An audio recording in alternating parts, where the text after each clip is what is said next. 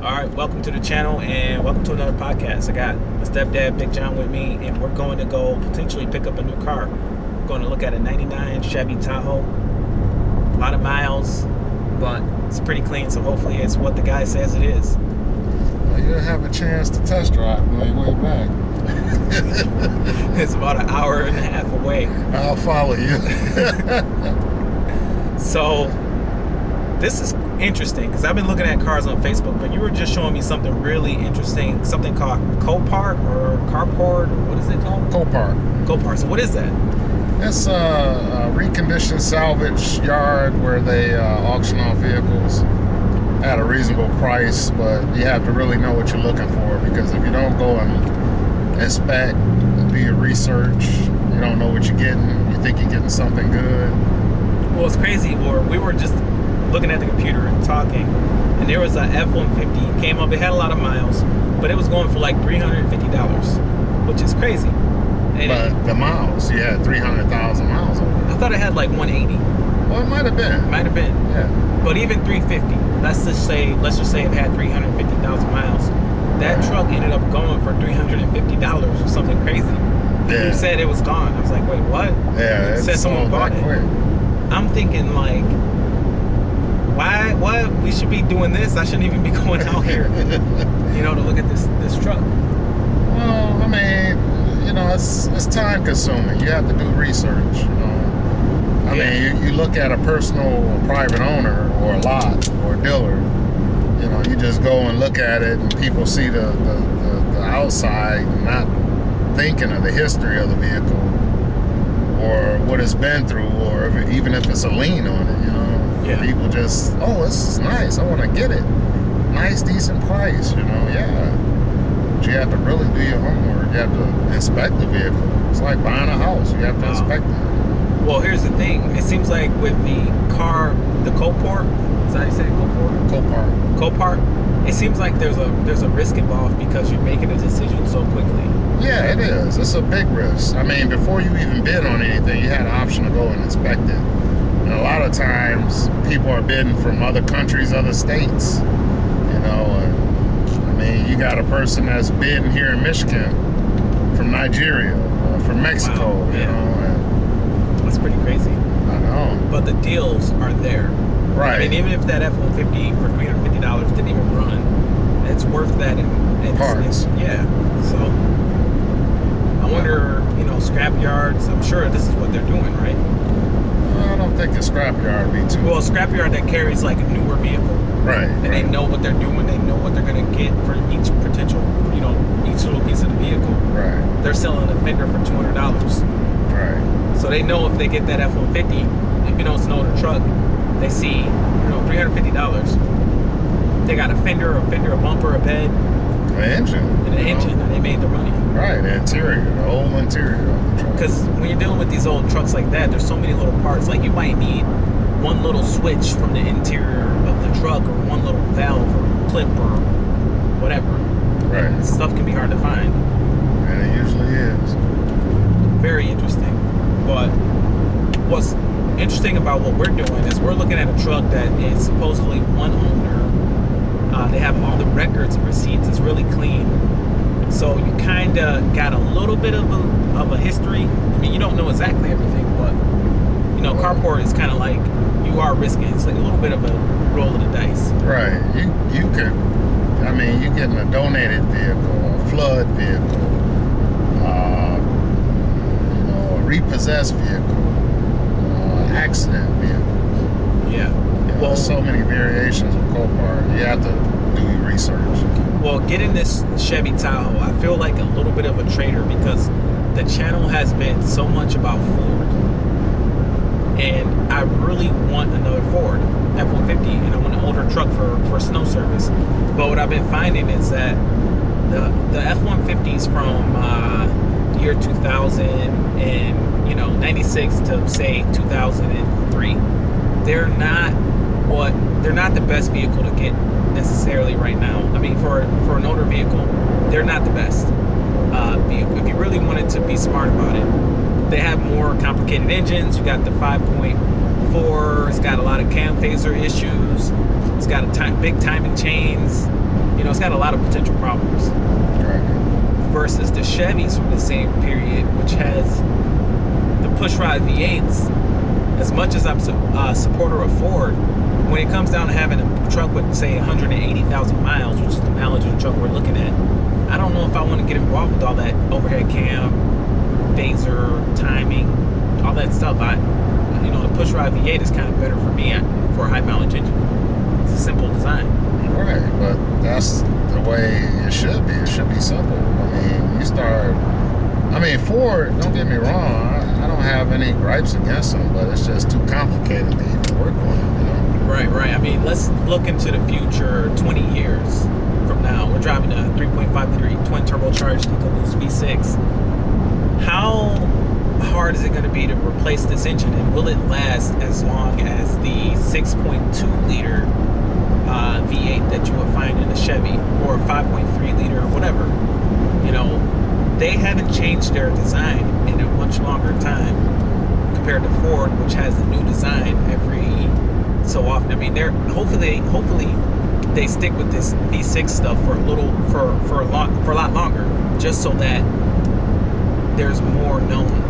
They've stuck with it for a good period of time, but they tend to change more than other companies. Well, I think when that CEO came in and kind of revamped Ford, I forget his name. Hatchet? Airlines. Was it Moller? Oh, that one?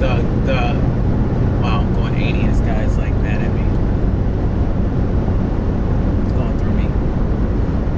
Mulally, or forget his name. Yeah, he kind of like, I guess at the time he was there, Ford really made a big change, and they started getting really profitable, Yeah.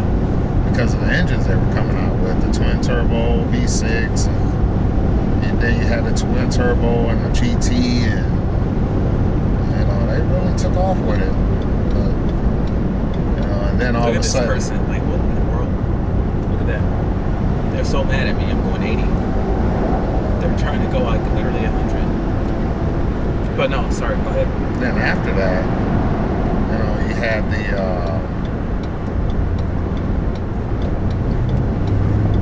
come with the, you're going to 75, right? Yeah, double checking his GPS. And you got to get over, right? It's a motorcycle. Oh, the motorcycle right there.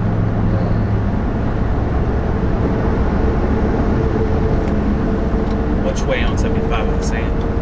I'm quite sure it's north. North, yeah. Make that right. Yeah.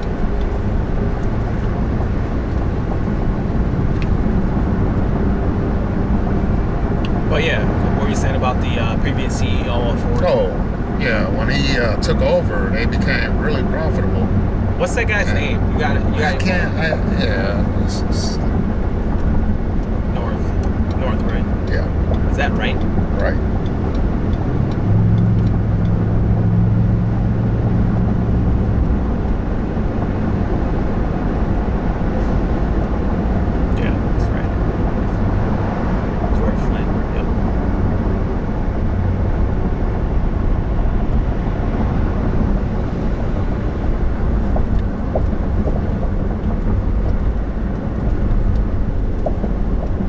Here's the CEO during the bankruptcy, right? Yeah. So yeah, that was a big factor. You're dealing with the bankruptcy, and you're dealing with a point in the economy where the big trucks were using too much fuel, and they needed something to address the cost of fuel because gas prices were sky high. And I remember that time because I drove the Sierra, 6-liter Sierra, and it was costing me $500 to fill. How Ford? I don't know. Where is it? I don't see it. Alan. Oh, Alan Mulally. I should know that. I forget so much stuff. It says that whole. Oh, go ahead. Well, he came in and he did the switcheroo where he made it more profitable. Yeah. But my thing is, if you make a organization or a business or a company. Well, what's really interesting is why he left. Well, I think he went somewhere else because is that what it was? I think he went somewhere else. But just to make that kind of money, it's ridiculous. Yeah. And to pay it out. And you got employees fighting for, a little bit of health care or a little bit of this, a little bit of that. How much money was he making? Well, I mean, they pay these people, they pay them like, I mean, it's just ridiculous amounts of money. They get compensations, they get stock options, they get, like a credit card limit that there is no limit.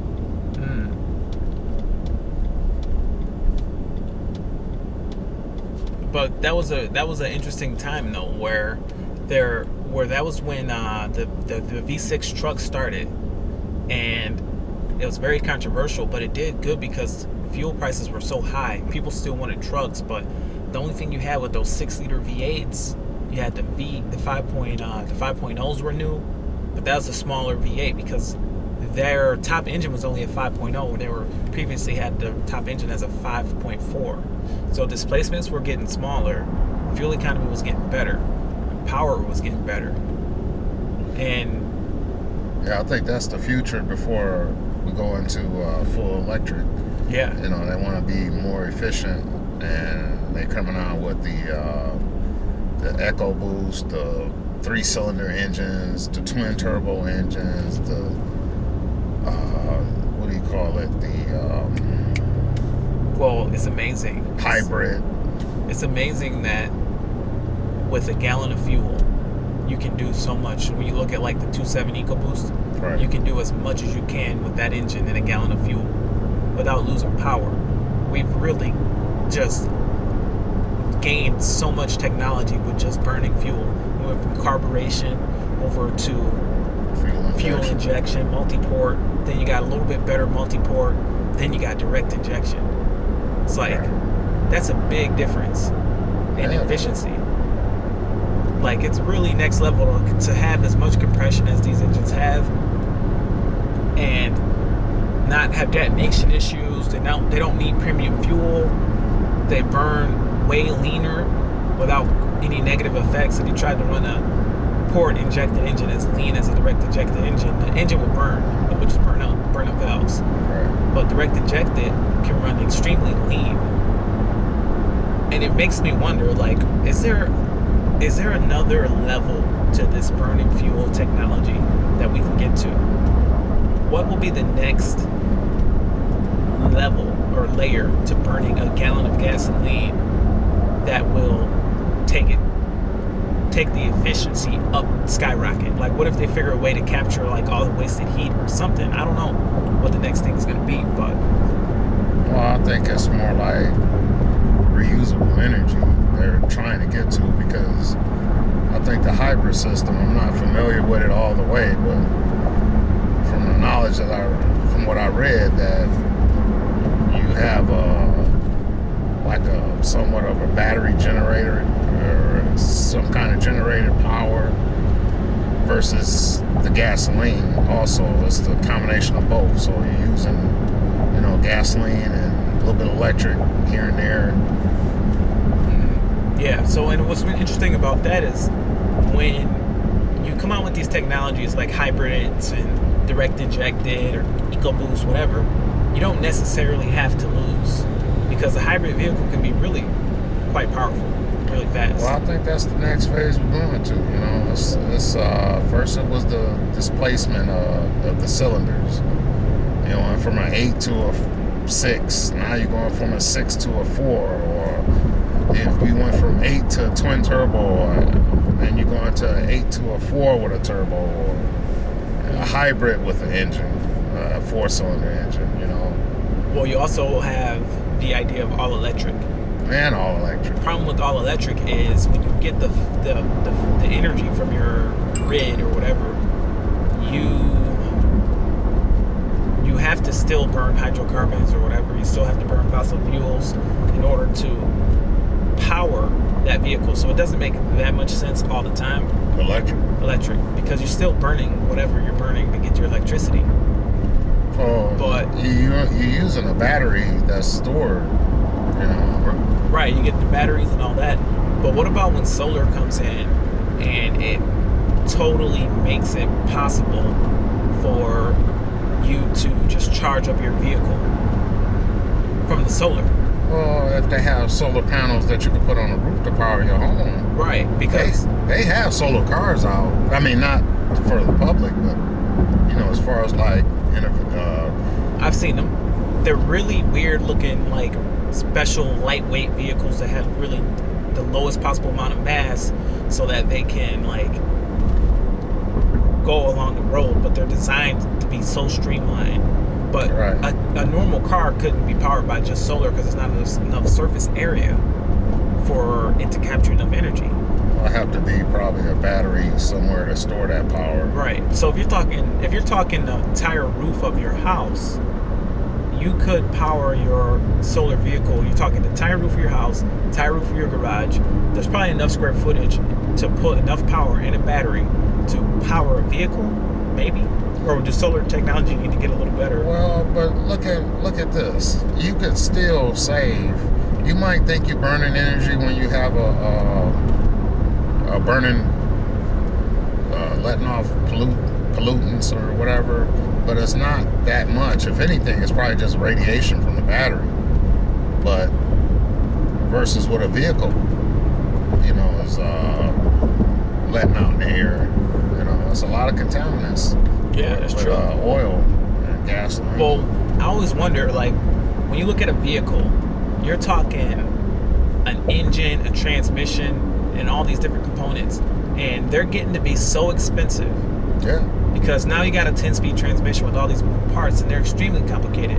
It's probably easier to build a battery than it is to build an automatic transmission nowadays. Then you got these engines that have all these different components. You got high pressure fuel up to 2,500 psi of fuel, and injectors right into the cylinders, and variable valve, 4 variable valve cams, and all this stuff powered by oil pressure.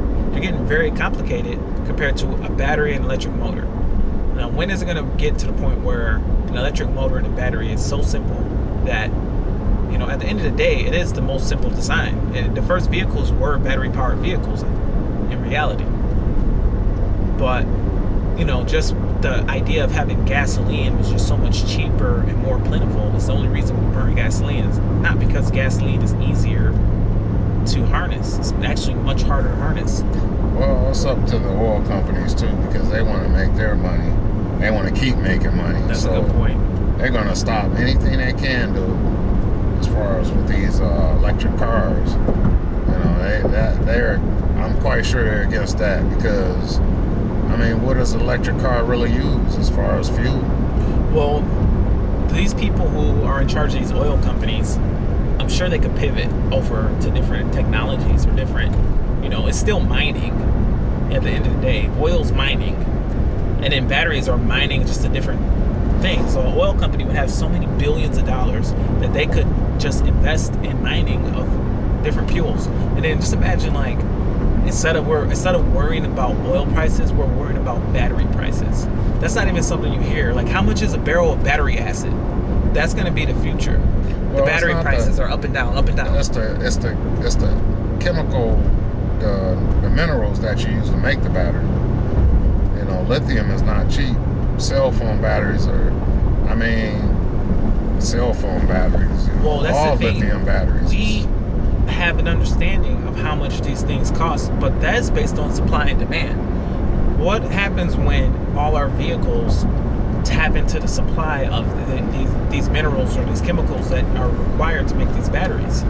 When your cell phone goes up 10x in price because now vehicles, we need so much of this chemical.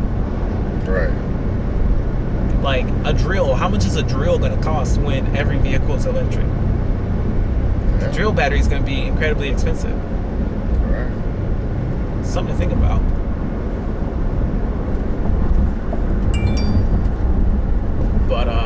But yeah, we're about 50 minutes to go till we get there. I can't wait till we get up there. Like, I want to get out of the city. I want to get off. Where are we? What city is this? Troy. I want to be way away from Troy. I want to go out to where it's just the open road, trees. Oh, we'll be there. Yeah. One lane highway. Yeah, that's where I want to live up north. 2-lane highway, bro. I'd rather live up north than in the city. I mean, there's probably not enough money to do it. Be nice. I don't think you'll make the money you make in a city. Yeah. Only because a lot of people in this area is kind of rural. It's like, you know, all the acres they have, most of them have tractors or... Right. You know, and it's cutting into your business. Yeah. You know, mowing lawns would be like mowing acres Right. of lawns. And Just a come nice out big here. chop brick. I mean, you could do it. I wouldn't do well in a farm environment because I'm outdoorsy, but I'm not outdoorsy enough. Not for farmers. Well, that's good enough for you. I'll be like trying to do an outdoor service when all these people are way more outdoor oriented than me. I'm making money because people can't be outdoors. Right. When I go up north, what am I gonna do outdoors? I'm gonna need someone to do something for me outdoors. They were like, you don't know how to tend to the field? What? I know how to like cut a lawn. I don't know how to cut all of this. Right. You know, I'm able to do what a homeowner can't do. But I can't do what a landowner can do. We gotta bale the hay. I'm like, wait, what? But at the end of the day, I want to have space for my neighbors. I kind of come to the conclusion that I don't want next door neighbors anymore. It's just too much arguing, bickering. I haven't had a lot of success. You can't move. You can't, you know what I mean? I want to put like a half an acre at minimum on each side, maybe more. You know, that way I don't have stupid things like neighbors come park in front of your house, sit there for 48 hours, don't move, don't leave. Like, come on, man. Right? Your street's kind of weird because you can't park in front of your own house because you can only park on one side, right? Right. So you got to park across the street. So that over there, nobody is really parking in front of their house because you can only park, you know, what can you do? But where I'm at, anybody can park in front of their own house if they want. But I just so happen to have a neighbor that refuses to park ever in front of their own house. They park in front of mine and then walk to theirs. So when I get home, I gotta park in front of theirs and walk to mine. This is stupid. You know, it'd be better just to park in front of your own place. Yeah, boy. Sheesh. Falling asleep? Yeah, a little bit. In the Ford? Yeah. Is it comfortable? I love it. Is it better than Dodge? I like the headrests, but I don't know about the seats. Oh, the seats are kind of hard, huh? They're okay. It's not Here, let me turn on the cooled seats. It's pretty cool. That helps. One thing I don't like about the Dodge is how they set their center console up. It's like all open. It's like a big open, you know, wall. Yeah. It's kind of weird in my opinion. It's like everything just kind of, I guess it is functional though, right? Oh, yeah. Because everything kind of just, you know. Yeah, I actually have like when you lift up the console, Yeah. they have a little diagram where you have, measurements. Yeah, I seen that. But I kind of like how the Ford is just kind of like everything's kind of closed up. It's probably not as functional. It's almost like whoever designed the Dodge said, let's make the most functional, the most useful center console that we can possibly create. Whereas this is kind of like, it's all closed up. It's definitely a different approach.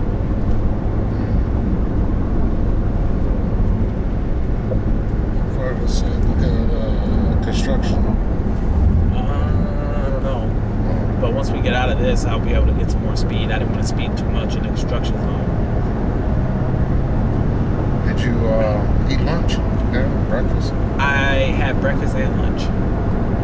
What did you have? You hungry? No, I had McDonald's breakfast. Oh, no. I know we probably passed Tony's and they have these sandwiches that's humongous. Like this big. McDonald's. They had McDonald's this morning. Oh, no. What'd you have from McDonald's? Egg McMuffin. Sausage egg McMuffin. That's not healthy. That was good. That stuff makes you feel terrible. No. I know it does. It makes you feel really worn out and like beat up.